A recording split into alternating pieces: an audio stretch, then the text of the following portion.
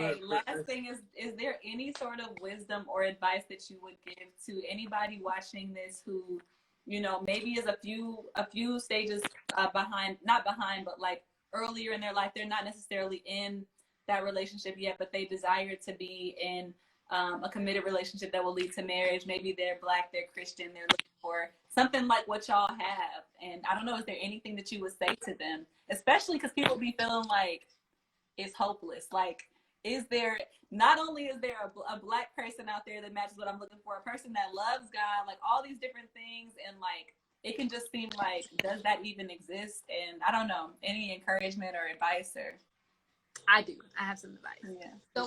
So one, evaluate why you want a relationship.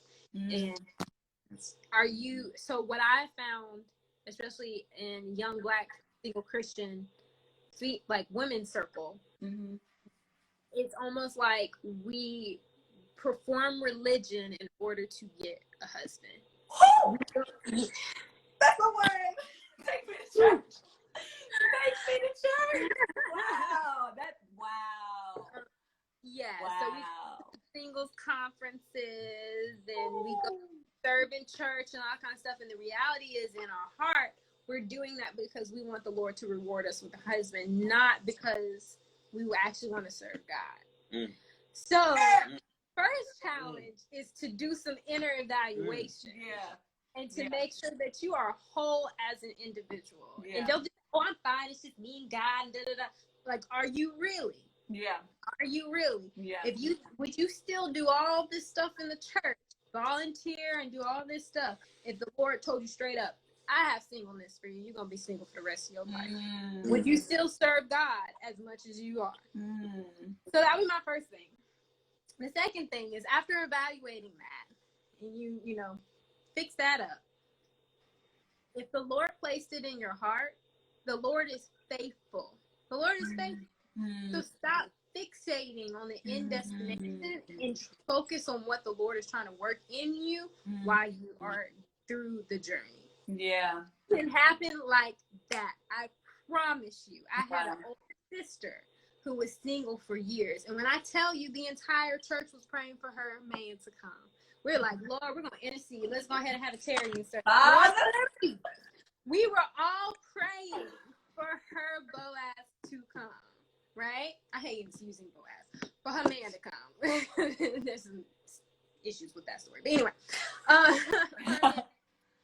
And literally in a span of less than a year, she met him, got married. Wow. It can happen like that. So stop fixating. And she enjoyed every moment of her singleness. Oh, that's one of the things, I won't say I have a regret, but one of the things that I wish I appreciated more was the freedom of singleness. Singleness is a gift. Just as much as marriage is a gift, singleness is equally a gift. We ignore that gift. We ignore that gift because we want something else. So enjoy the time that you're in. Enjoy your season. The Lord has placed it on your heart for a reason. He is faithful. He's a faithful God, and he would not torture you with a desire that he would not come through. So enjoy your season. Trust that it's going to happen in God's time, and let it go. Let it go. Let it go. Don't let it wait. Let it go. Let it go. Seriously, don't fixate on it. Don't be released of it. Be released of it and enjoy the time that you're in. Because I promise you, you're going to get married, and then you're going to look back and be like, man, wasn't that great when you get up and go? Look, you really are. You really are. People said that, and I didn't believe them, but it's very much so true. So that would be my 2 key pieces of advice. Thank you. I would like to put this message out there for men, because I know that there are single men out there who do want a relationship, and they feel like women only want the bad guy, or they want that reminds me of something else. they want that kind of guy, and so they'll sacrifice who they are. They'll make those changes, and then they'll push all of this other out. They feel like they cannot be emotional. They feel like they cannot be vulnerable. One thing that I appreciated about myself growing up was that I took the time to try and understand my emotions. I tried to figure out what were the things that I was feeling, and now I'm aware of those kind of. I allow myself to be able to express myself, my emotions, to my wife. That's good. And so what guys think that women want is actually the opposite of what they're looking for. They're like, a woman wants a man who can allow themselves to be expressive, because it would allow them to understand. It will allow the man to be able to listen to their woman's emotions and hear them for what they're trying to say, instead of trying to assume that they can fix everything. I know that like, if you are a guy and you're like, I want to fix it, I want to fix this, that, and the third, like, sometimes you just need to listen, and to be able to listen and hear them for what they're saying. Understanding your own emotions allows you to be able to hear their emotional speak. And so that was one of the things I would like to point out. And the other thing is that you don't have to be more than who you are for somebody to appreciate you. If you allow yourself to be yourself and have confidence in yourself, that is attractive in itself. So, like, the person that you are, God made you that person for a reason, because that person is going to fit with someone else. And all the other people that you've tried to be with, all the other people that you've tried to express yourself with in the past that couldn't see that, they wasn't that person. But that doesn't mean that you shouldn't be that person. Yeah. That reminded me of one thing that I wanted to say to women. Yeah. Let go. Okay, so it's great to have lists. And I know, it's great to have lists. And God sees and God knows. Let them lists go, sis. Let them go. Have your unbreakables. Like we said, he must be Black, he must be Christian, yada, yada, yada. You can have your deal breakers, of course. But stop trying to put God in a box. What I have seen is that I have seen too many women who are single to this day who let good guys go because they put God in a box. They thought, oh, God wouldn't bring me a guy that looked like this, or God wouldn't bring me a guy who talked like this, or God, like, and it's really, really sad. We have very, especially in the age of social media, we have very unrealistic sometimes ideas of how people should look, or how much money they should make, how they dress, all these things, all these superficial things that God ultimately does not care about. And I have seen too many women miss out on incredible guys, because they caught up with the wrong thing. When I met D, he didn't have a bed. He was sleeping on an air mattress. That's real. And there are some girls who would have looked at that air mattress and, you don't got, no, we can't do that. God wouldn't send me that. She said, God wouldn't send me that. What? Jesus was born in a manger. What? Like, oh, man. Come on. So I think that would be another thing, because I know an immature Natalie, if I was the immature version of myself whenever I met D, I would have missed on him 100%. Oh, and sorry, one more thing I wanted to clarify. Yeah, go for it. So, disclaimer from the both of us, everything that we were talking about applies to partners, right? So, Black love, partnerships, it applies. 2, whenever I was saying about the woman's responsibility to be maker of the home, I do not mean cleaning and cooking and doing laundry and wiping floors. I'm not talking about traditional notions of keeping the home. I mean spiritually and emotionally. There's a responsibility for women to step into that role. Set that environment. To set that environment. I do not, again, I do not mean it's women's responsibility to cook, clean, do any other traditional right. That's we don't believe in that. But I do think him as a priest, I as an interceder, I have a responsibility to pray for my household, to cover it, check on the emotional well-being. There's a responsibility at me operating in that role. I like that. That's cool. Y'all dropped a lot of gems tonight. We've been going for a while, but like I haven't wanted to stop because it's just been so good. Like I'm excited to like I'm gonna need everything to in Jesus' name. This video is gonna save. We're gonna be able to upload the replay. People can catch this wisdom, all this good stuff that's just been dropped because like this has been a great conversation. Like I figured it would be, but y'all like we didn't have the conversation before we had the conversation. So what I was hearing was new to me, and like I just love it, and I really appreciate y'all sharing what y'all did. What you said, Natalie, about letting go of like lists. Honestly, I grew up in a church that's about name it, claim it, believe, receive it. I don't really see anything wrong with naming and claiming and believing, receiving the things that God had promised us. But I personally haven't gotten that much into the whole like drawing up exactly what my husband's gonna look like, because I'm just like exactly what you said. I'm just like God knows. Like, this is what I need. I need him to be black. I need him to be attractive. I need him to have solid character. I need him to love God. But at the end of the day, like, I don't need to draw out how big his nose is and like how long his hair is. Like, I just listen. Now, I hope you do agree that somebody should be attracted to somebody that they're trying to Oh, goodness, yes. Goodness, yes. But I will say, I think we need to have flexible notions of what is attractive. So, like, on both sides. Like, men, not every woman looks like an Instagram model. Not everybody has got this stallion booty. Like, no, and we don't got the knees either. Okay. So that applies for men and women. Not every man has a six-pack chiseled abs with perfect teeth and great hair and light eyes. Like, nobody. But, like, if that is the only type of thing that you find attractive, then I think that's a problem on your, like, you need to be doing an evaluation. Are you attracted to people of character? Are you attracted to people who are kind? Like, yes, you need to be physically attracted. I'm not saying that.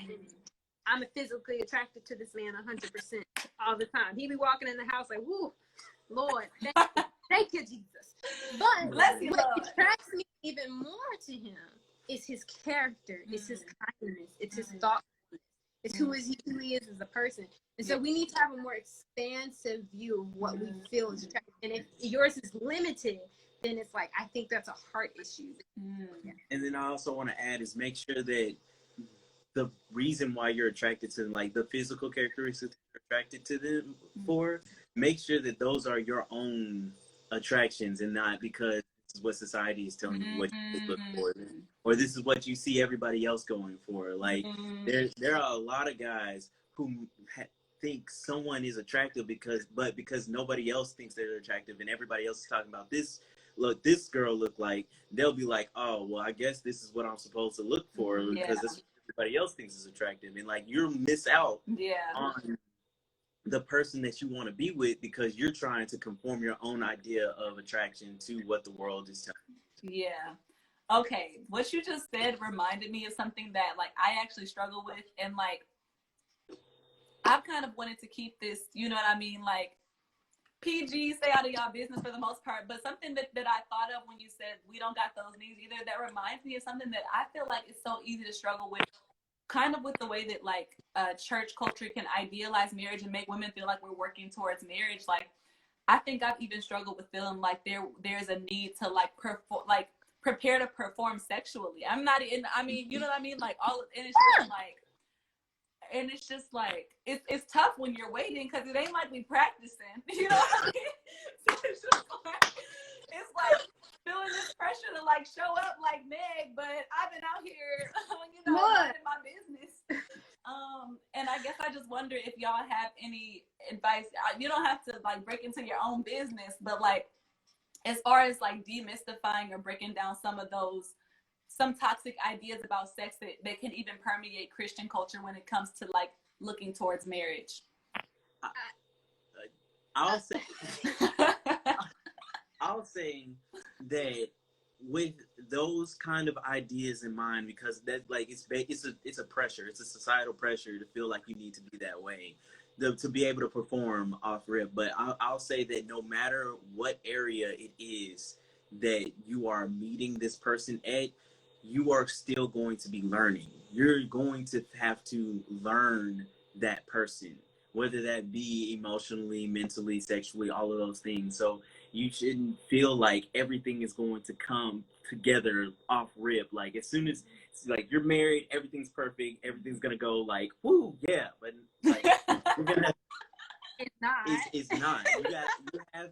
You have to know that you're going to learn this person. And you're going to learn what it means to be able to be for that person, to meet their needs. Yes, and I think that goes to a very double standard that we have for women in the church. Mm-hmm. You're supposed to be Miss Purity until marriage, and then all of a sudden, I guess you're gonna unleash the freak, download from God, and you gonna know how to pop it like Cardi, right? Twirl around in all the this circle. type of stuff. Like it's not exactly, and it's just not. It's not real. It's not realistic. Not realistic. But I will say one of the saddest things about our over-sexualized culture is that we do not explore the beauty of exploring each other. Mm-hmm. We sexualize the act so much that we neglect how the process of learning to cater to someone that is beautiful. And I only know this now. You're not told that. And when you are in a relationship with a person who wants to cater to you, cater to that person, and y'all are concerned about meeting each other's needs, the exploration of each other is beautiful. It can be frustrating, it can be exciting, but that process brings you so much closer together. And so my encouragement, if anybody out there is feeling like, how am I going to be able to please my husband and all that kind of stuff, I think y'all, and I think another thing that we need to push back on is this idea that you can't talk about sex with your partner before getting married. Right? No, that's no. Y'all need to have these conversations, because you need to know if you're marrying someone who is unreasonable. It's unreasonable, or that's going to be like, has the expectation that they're going to go down on you, or you're going to go down on them, and not vice versa. Roll over. Oh, you can No. We can blow this off right now. Exactly. You need to grow in that area or something, because that's how it rolls. Reciprocation. So those types of conversations are needed. But as long as the heart of it is like, I want you to come away from this experience feeling pleased, and I want you want me to come away from the experience feeling pleased, there is a level of passion and beauty in that the way sex is sexualized in our world, we completely miss that. And how has it been? And then I'm gonna actually stop. But like, how has it been difficult to bring God into that, or like, because I know that like I feel like it's because I feel like I've actually read about how like some women who grew up in purity culture in the church dealt with like having trouble. I mean? Yeah. Okay, so as someone who grew up with the purity culture, our at least my journey with sex after marriage has been so different from anything that I was told or prepared for. So you're told, like, on the honeymoon, oh, after y'all's wedding night, y'all are gonna get together and consummate your marriage. It's beautiful. We fell asleep in some food. We ain't do nothing. We fell asleep. We heated some leftovers and we fell asleep. We was too tired. LOL, you know, yeah. Again, like, so that, and then like also I didn't realize that I was gonna feel so, because you grow up your entire life being taught that sex and anything sexual is bad. Yeah. That does not go away just because you say I do. It was there for a good portion of the beginning of our marriage. I would feel guilty anytime D would touch me. I would literally feel guilty for feeling pleasure. And the Lord had to break that off of me. I just remember praying about it. And the Lord was like, you don't have to get over this, sis. We ordained it. I've ordained it. It's okay. You need to go ahead and break that. And it literally wasn't until recently where I've been completely freed of that. And we've been married for half a year. So, like, again, there's not real conversations. They ain't real conversations they having to prepare us for that aspect, because it's like a hush hush thing and you're not supposed to talk about that. Yeah, and it's like something that you've spent so long trying to suppress because you're trying to do the right thing. And it's like you don't know how to relate to it, because it's like, okay, God created this. It's good, but right now it's bad, but later it's okay. So like, you know what I mean? Like, it's tough, you know? Like, it's tough. And they don't really teach you how to relate to your sexuality pre-marriage. It's just like pre-marriage is just like, it's bad. Don't do it. You know what I mean? And then it's just like, in marriage, like, okay, it's fine now. Be free. And it's just like, but I have years of it's bad in me. You know what I mean? Like, you've been conditioned to feel like I'm not supposed to enjoy this. Like, I'm not supposed to have and then this. now I'm supposed to enjoy it? Like, okay, I can have it now. It's like, no, you still feel like you're not supposed to have this. Yeah. It takes a while, and it's completely okay. But I do think, to just kind of like wrap it up. Yes. Is that I think that we have to start having healthier conversations about sex and sexuality in the church. Period. 100%. Our conversations about sex and sexuality are just not. They're non-existent. They're non-existent. Well, they exist, but they exist in very specific ways. Right. Yeah. Limiting and sometimes toxic and condemning ways. Yes. Yeah. That's 100% true. We have to be able to provide more open dialogue so that we're not in these situations. And the sad thing is, a lot of marriages struggle because of that. Yeah. Because you have a guy expecting a woman to do flips and turns and all types of splits in the bedroom. Right. I be in the mirror like, am I twerking good enough? You know what I mean? Like, trying to. I still can't twerk, girl. It's okay. Okay, look, he loves you. Okay, I love you. Exactly. So yeah, like it's unrealistic expectations in general, but we have the world dictating our views of sex and sexuality, because the church is silent on it, or when we do speak of it, it is in a condemning and limited way. And so people look for, because the church ain't talking about it, we look to the world for information, and the world is saying to twist and flip and do all this kind of stuff, and you know, blah blah blah, and you're left in a situation where you really don't know what to do. So we have to start having conversations and being comfortable with having these conversations. Yeah. And tonight was a good start. So I just want to say thank y'all so much. We literally sat on here for 2 hours and people came in and out, but I know, and I'm going to wait for people to tell me, but I already know that people were blessed by the things that y'all shared tonight. I appreciate y'all opening up your relationship, your identity, your walk with God, your walk with each other.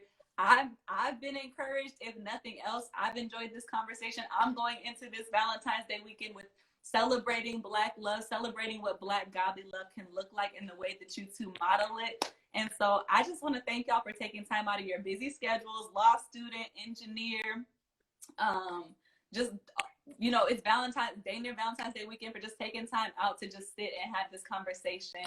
And yeah, I look forward to just continuing to be connected. I look forward to continuing to see what comes out of Us Daniels. You should follow them at us.daniels. Natalie is in law school right now, but I believe that some lifestyle, couples, Black love content is coming out of there soon. So thank you guys so much. I really enjoyed it. It was a great conversation. Yes. All right. Love y'all. All right. Love y'all. Bye. Bye.